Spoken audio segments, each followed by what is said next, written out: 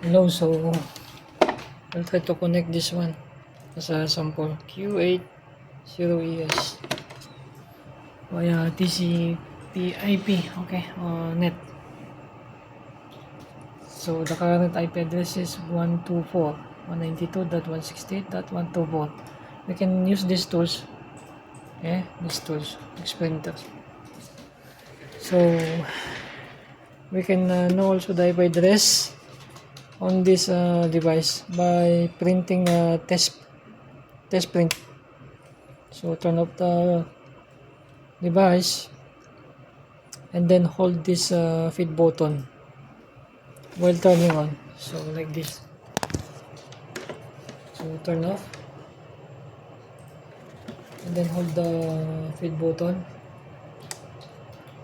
okay, holding the feed button, and then I will turn it on. So we'll try.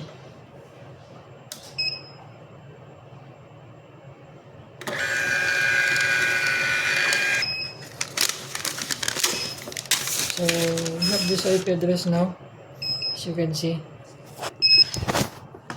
This is the configured IP address, 192.168.8.124. Okay. Now we will continue to install the driver. This driver.